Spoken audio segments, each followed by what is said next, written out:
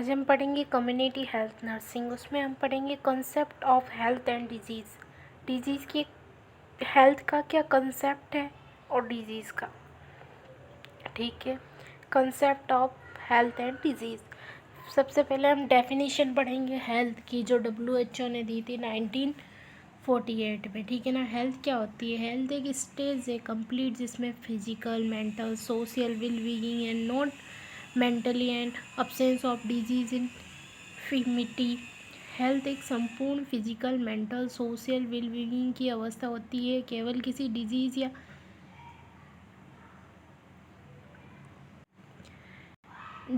या इन्फिमिटी की अनुपस्थिति होना ही नहीं है, ठीक है ना।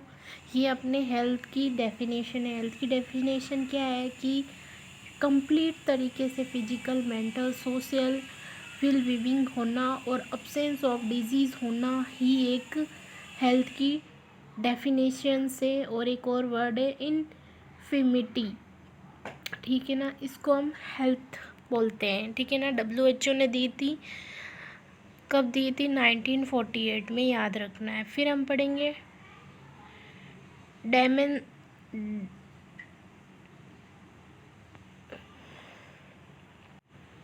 अब हम क्या पढ़ेंगे? ये हमने हेल्थ की डेफिनेशन पढ़ ली कि भाई मेंटली, सोशली और फिजिकली और मेंटली भी अब्सेंस ऑफ डिजीज़ होना एक हेल्थ है, ठीक है ना। अब हम पढ़ेंगे dimensions of the health and health के आयाम। हिंदी में आयाम बोलते हैं, इंग्लिश में डेमेंसेशन बोलते हैं, ठीक है ना। इसमें कितने डायमेंशन होते हैं? एक तो फिजिकल, मेंटल, सोशल, स्पिरिचुअल, ये अपने डायमेंशन होते हैं, ठीक है ना। सबसे पहला फिजिकल डायमेंशन है। फिजिकल डायमेंशंस में क्या होता है? हेल्थ का एक फिजिकल डायमेंशन यानी कि आयतन बॉडी के परफेक्ट फिजिकल फंक्शनिंग से संबंधित होता है। फिजिकल हेल्थ के साइन में good complexion, clean skin, bright eyes और हेयर्स, हेल्दी हेयर्स होना, body moderate fat, good appetite, sound sleep, regular elimination pattern तथा बॉडी मूवमेंट का स्मूथ कोऑर्डिनेशन होना, ये एक फिजिकल डेमोन्स्ट्रेशन है। यानी कि कोई अच्छे से खा रहा है, उसकी स्किन सही है, उसकी आईज सही है, उसका मॉडरेट फेट सही है, एपिटाइज गुड है, स्लिप जो नॉर्मल रेगुलर इलिमेशन पैटर्न होता है वैसी है, बॉडी मूवमेंट सही है, स्मूथली कोऑर्डिनेशन है। तो ये एक फिजिकल डेमोन्स्ट्रेशन है, ठीक है ना। अब मेंटल डेमोन्स्ट्रेशन क्या होता है? हेल्थ के मेंटल डेमोन्स्ट्रेशन से अभिप्राय एक इंडिविजुअल का अपने सराउंडिंग वर्ल्ड और स्वयं के मध्य बैलेंस व हार्मोनी व फ्लेक्सिबिलिटी रखना और सेंस ऑफ रिस्पॉन्सिबिलिटी के आधार पर रिस्पॉन्स करने की क्षमता होना। मेंटली यानी कि कोई हमें पूछ रहा है कि भाई कैसे हो, क्या है, तो हम उसका रिस्पॉन्स अच्छे से कर पाए तो हम एक मेंटली हेल्दी पर्सन है। और हमारी बॉडी में जो हार्मोन्स है, इमोशंस है, उनका अच्छे से कंट्रोल करना, मैंने मेंटल हेल्थ नर्सिंग पढ़ाई है उसमें है, ठीक है ना। एक इंडिविजुअल अपने सराउंडिंग के साथ कैसे बैलेंस कर पाता है, उसकी कितनी फ्लेक्सिबिलिटी होनी चाहिए, सेंस ऑफ रिस्पॉन्सिबिलिटी होना चाहिए, रिस्पॉन्स होना चाहिए, ये एक मेंटली डेमोन्स्ट्रेशन है। सोशल डेमोन्स्ट्रेशन क्या होता है? ये स्वयं इंडिविजुअल और सोसाइटी के मेंबर के बीच में एक रूपता और समान रूपता स्थापित करने में सक्षम होने से संबंधित होता है। मतलब खुद के और समाज के बीच में, सोसाइटी और इंडिविजुअल के बीच में जो आपस में एक संबंध होता है, जैसे कोई शादी है, कोई प्रोग्राम है, तो सोसाइटी आती है, फैमिली मेम्बर्स आते हैं, फिर अच्छे से वो प्रोग्राम होता है, तो वो एक सोशल वाला वर्क काम होता है ना, तो उसमें और खुद के प्रति एक रूपता, समान रूपता रखना, तो वो सोशल डेमोन्स्ट्रेशन कहलाता है। स्पिरिचुअल डेमोन्स्ट्रेशन किसको बोलेंगे? इसमें होता है ईमानदारी, मुख्यतः क्या है? इंटीग्रिटी यानी ईमानदारी, प्रिंसिपल, सिद्धांत, आचार विचार होना, इथिक्स बोल सकते हैं, उससे संबंधित है। मतलब ईमानदारी होना चाहिए, बेईमान भी होना चाहिए, चोरी चकड़ी वाला ऐसा व्यक्ति नहीं होना चाहिए। स्पिरिचुअल यानी कि जो सिद्धांत पे काम करे, प्रिंसिपल्स होते हैं, इथिक्स होते हैं, तो उन सबको हम स्पिरिचुअल डायमेंशन में रखते हैं। इमोशनल डायमेंशन में क्या है, it is related to feelings. ये फीलिंग्स से रिलेटेड है इमोशंस कैसे होते हैं, जैसे कुछ गलत हो जाए तो सैड इमोशन होते हैं, किसी का एक्सीडेंट हो गया हो, किसी के चोट लग गई हो बहुत ज़्यादा, तो एक सैड होता है, दुख होता है, तो वो इमोशन है। या किसी का कोई अच्छा मोमेंट हो, किसी के घर कोई बेबी हुआ हो, किसी की शादी हो, तो ये खुशी वाले इमोशन है। तो रिलेटेड टू फीलिंग्स वाला डेमोन्स्ट्रेशन, ठीक है। वोकेशनल डेमोन्स्ट्रेशन, ये व्यक्तिगत, ये क्या होता है, वोकेशनल व्यावसायिक व व्यक्तिगत दोनों के बीच में जो हार्मोनिक स्थापित करने से संबंधित है ना, उसको हम वोकेशनल डेमोन्स्ट्रेशन कहेंगे, ठीक है ना। व्यक्तिगत और व्यवसाय, मतलब सब व्यक्ति काम करता है, सबके पास तो जॉब नहीं है ना, किसी के पास कोई किसान है, कोई कोई के पास शॉप है, ऐसे सब अपना काम करते हैं। तो वो और जो उसके शॉप पे जो व्यक्ति आते हैं, उसके बीच का जो बैलेंस बना के रखते हैं, स्थापित करते हैं, उसको बोलते हैं वोकेशनल डेमोन्स्ट्रेशन, ठीक है ना।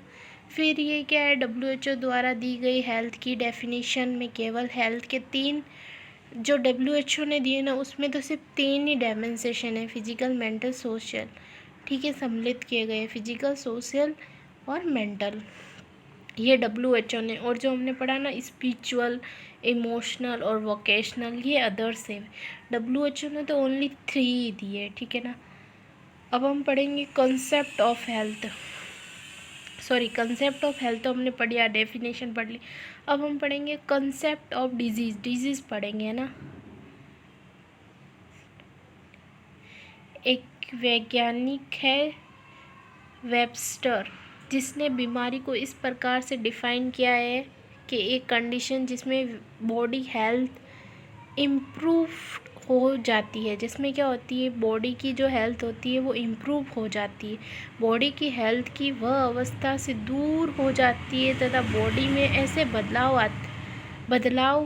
आते हैं जिससे वायरल फंक्शन में भी रुकावट आ जाती है, वाइटल फंक्शन में भी रुकावट आ जाती है। मतलब ये क्या बोलना चाहता है कि जो ये वेबस्टर थे, इन्होंने बीमारी को इस प्रकार से डिफ़ाइन किया है कि एक ऐसी कंडीशन है बॉडी की, जब बॉडी की हेल्थ इम्पेयर्ड हो जाती है।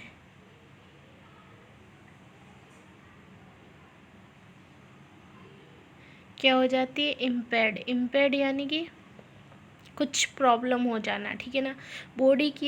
बॉडी की हेल्थ की अवस्था से दूर हो जाती है, ठीक है। ऐसे बदलाव को हम वायरल इन्फेक्शन की रुकावट आ जाती है, मतलब कोई वायरल इन्फेक्शन या फिर कोई बैक्टीरियल इन्फेक्शंस के कारण बॉडी की हेल्थ इम्पेयर्ड हो जाती है, यानी कि ख़राब हो जाती है, डिजीज़ हो जाती है, तो उसको बोलते हैं, ठीक है। अन्य साधारण परिभाषा, एक ऐसी स्थिति जो सब्जेक्टिव कंप्लेंट्स, एक विशेष हिस्ट्री, क्लिनिकल साइन व सिम्टम तथा लेबोरेटरी या रेडियोग्राफिक फाइंडिंग द्वारा प्रकट की जाती है। मतलब हम कैसे पता लगाएंगे कि इस व्यक्ति को डिजीज़ है, वायरल इन्फेक्शन है या बैक्टीरियल इन्फेक्शन है, तो हम क्या करेंगे, उसके जो सब्जेक्टिव कंपोनेंट्स है या हिस्ट्री है या क्लिनिकल साइंस है, सिम्टम्स है, जो हम टेस्ट कराएंगे वो लेबोरेटरी के द्वारा और रेडियोग्राफी के द्वारा फाइंडिंग करेंगे, पता लगाएंगे, और फिर पता चल जाएगा उस व्यक्ति को बीमारी है। कोई भी बीमारी हो सकती है, टीवी, ट्यूबरकुलोसिस हुआ, हार्ट डिजीज़ हुई, अदर्स डिजीज़ हुई, काफ़ी डिजीज़ होती है, तो उसको कौन सी डिजीज़ है ये पता चल जाएगा, ठीक है ना। Disease can be classified in the 4 main type, जो डिजीज़ है ना वो मेनली 4 टाइप में है। पहला है इन्फेक्शंस डिजीज़ मतलब किसी चीज़ से इन्फेक्शन होना। किसी को फूलों से भी एलर्जी होती है, किसी को डस्ट से एलर्जी होती है, किसी को किसी चीज़ से, किसी को खाने में गेहूँ वगैरह होता है उससे भी एलर्जी होती है। ऐसे डेफिशिएंसी डिजीज़ किसी चीज़ की कमी होने की वजह से डिजीज हो जाती है, कोई विटामिन्स की कमी, मिनरल्स की कमी की वजह से।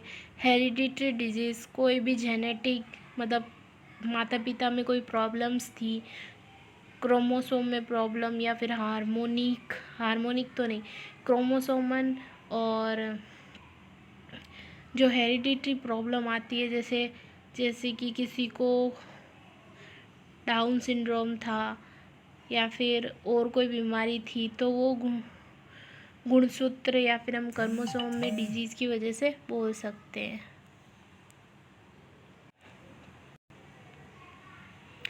ठीक है, और क्या है, including both genetic disease and non genetic hereditary disease and physical sorry क्या है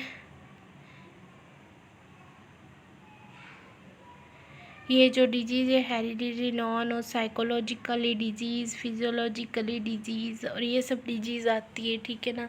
अब हम पढ़ेंगे स्टेज ऑफ डिजीज़ साइकिल और स्टेज ऑफ इन्फेक्शन। हम पढ़ेंगे डिजीज़ की साइकिल, मतलब जो डिजीज़ है उसकी स्टेज पढ़ेंगे। Stage of disease cycle, disease की साइकिल होती है, ठीक है ना, उसके स्टेज पढ़ेंगे हम, ठीक है ना।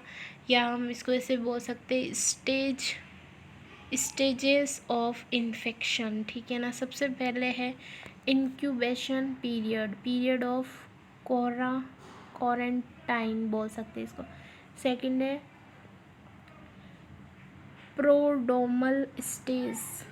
प्रोडोमल period of non specify symptoms, ठीक है। थर्ड है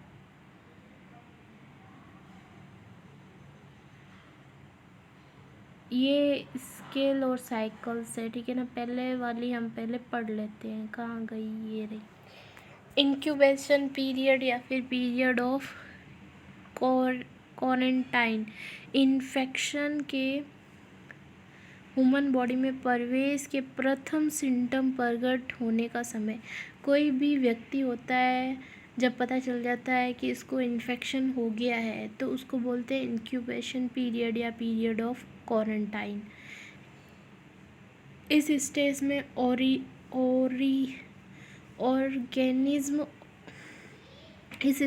में ऑर्गेनिज्म ग्रोथ तथा मल्टीप्लिकेशन करते हैं। जो इंक्यूबेशन पीरियड होता है ना, इसमें क्या होता है, जो भी बैक्टीरिया वायरस होते हैं वो मल्टीपली ग्रोथ करते हैं, ठीक है ना। किसी भी डिजीज़ का ज्ञात लॉन्गेस्ट इंक्यूबेशन पीरियड उस बीमारी के क्वारंटाइन पीरियड के बराबर होता है, ठीक है ना। अब हम पढ़ेंगे प्रोडोमल स्टेज। ये क्या है, ये एक सिम्टम्स जो बीमारी के होने का सूचक या इंडिकेटर होता है। प्रोडोमल का मतलब अब उसको बीमारी हो चुकी है, सिम्टम्स आ जाते हैं, ठीक है ना। इंक्यूबेशन के बाद एक इन्फेक्शन विशेष कैरेक्टराइज सिम्टम्स के प्रकट होने का पीरियड। इस स्टेज में बीमारी के अर्ली साइन सिम्टम जैसे फटीग, मैलेस इत्यादि प्रेजेंट होते हैं। इस स्टेज में बीमारी के अर्ली सिम्टम्स आते हैं, ठीक है ना। ये बहुत खतरनाक स्टेज होती है क्योंकि इसमें मरीज बीमारी के स्पष्ट साइन एंड सिम्टम बिना अत्यधिक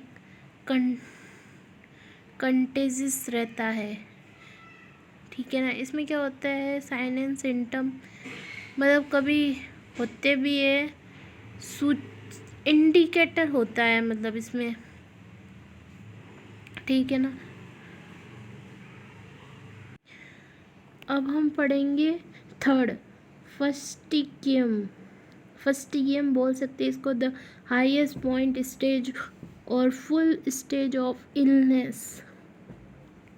इसमें क्या होता है, स्पेसिफाई साइन सिम्टम्स के साथ बीमारी का उच्चतम बिंदु, मतलब 100% कंप्लीट हो जाता है कि ये इलनेस है। इसमें डिफर वेनिसिस स्टेज, इसमें क्या होता है, टू बिकम क्लैम्स, इसमें फीवर का नॉर्मली टेम्परेचर तक कम हो जाना सिम्टम्स का नॉर्मल हो जाना, मतलब अब ठीक हो रहा है।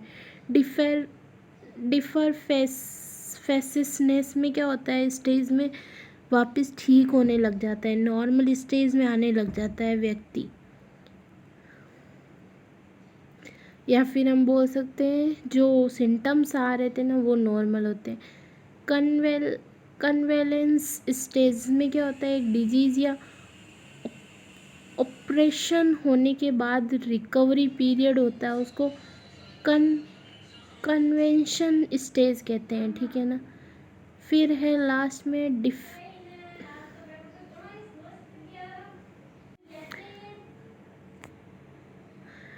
डेफिशिएशन स्टेज। डेफिशिएशन स्टेज में क्या होता है, सम लाइक कन्वर्जन स्टेज, इसको हम डेफिशिएशन स्टेज को हम कन्वेंशंस स्टेज के जैसे देख सकते हैं, ठीक है ना। अब हम पढ़ेंगे एपिडेमियोलॉजी ट्रेंड, ठीक है ना।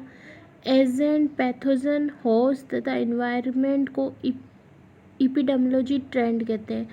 हमें अभी की कोई पूछ ले कि एपिडेमियोलॉजी ट्रेंड क्या होता है, तो हम बोलेंगे एजेंट, होस्ट या एजेंट को हम पैथोजन भी बोल सकते हैं, ठीक है ना। एजेंट को हम क्या बोल सकते हैं, पैथोजन। एजेंट, होस्ट और इन्वायरमेंट, तीन चीज़ों से एजेंट, होस्ट और इन्वायरमेंट को मिलाकर हम एपिडेमियोलॉजी ट्रेंड कहते हैं। किसी डिजीज़ को शुरू होने के लिए एजेंट, होस्ट और इन्वायरमेंट के अनुकूलित होने के साथ साथ इन तीनों फैक्टर में आपस में इंटरेक्शन होना भी आवश्यक है। ये तीनों आपस में जुड़ना भी चाहिए, होस्ट और एजेंट और इन्वायरमेंट, इन तीनों का आपस में जुड़ा होना भी ज़रूरी है। एजेंट क्या हो सकता है, एजेंट क्या बोलेंगे, जैसे बायोलॉजिकल एजेंट, कोई वायरल, बैक्टीरिया, ऐसे न्यूट्रियल एजेंट जैसे protein, fat, carbohydrate, vitamin, minerals, water. Physical agent heat, cold, humidity. Chemical agent urea, bilirubin, ये सब। सोशल एजेंट में smoking, poverty, drugs, alcohol abuse, ये सब। होस्ट क्या हो सकते हैं, इंट्रक्स फैक्टर भी बोलते हैं। होस्ट डिजीज़ के होने के लिए उत्तरदायी होस्ट फैक्टर में होस्ट की age, sex, ethnicity, age, genetic factor, lifestyle, living habits, alcohol का यूज़, न्यूट्रिशन, एक्सरसाइज इत्यादि, ब्लड ग्रुप तथा एंजाइम सम्मिलित होते हैं होस्ट के अंदर, ठीक है ना। ये सब हमें डिजीज़ की तरफ ले जाते हैं अगर सही नहीं हो तो। Environment factor air, water, food, housing. जैसे एयर है अच्छी नहीं है, वाटर है अच्छा वाटर नहीं है, साफ़ नहीं है, खाना है अच्छे से नहीं बनाया गया है, गंदा है, तो उसकी वजह से हमें डिजीज़ हो सकती है, और ये भी एक है कारण, ठीक है। Spectrum of disease, gator of infection, ठीक है। ये डिजीज़ के मैन्युफैक्चर्स में आने वाली विभिन्नता, वेरिएशन का जेब,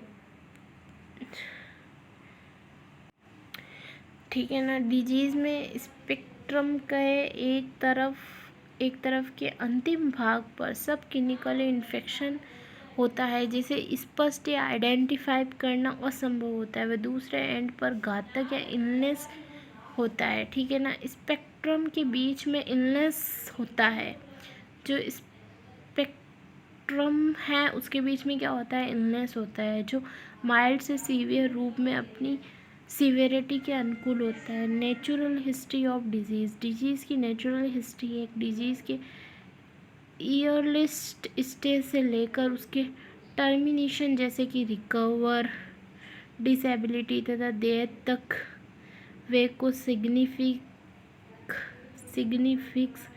करता है, ठीक है ना। Portal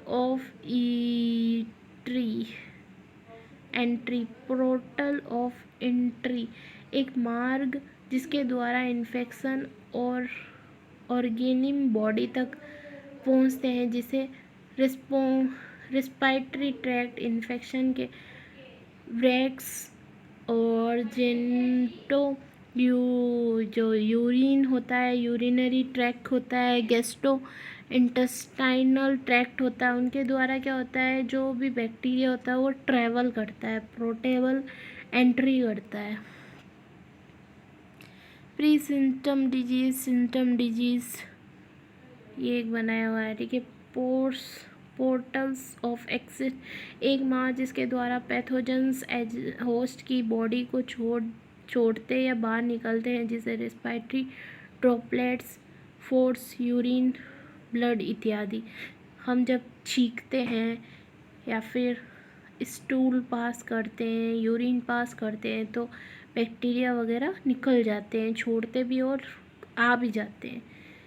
iceberg of disease, iceberg एक फिनोमिना है, उसमें ये बताया गया है जो नीचे होता है वो दिखता नहीं है। प्री सिम्टम्स होते हैं लेकिन दिखाई नहीं देता, ऊपर वाला दिखाई देता है और ये सस्टेबल होता है जो बीच में है, ठीक है ना।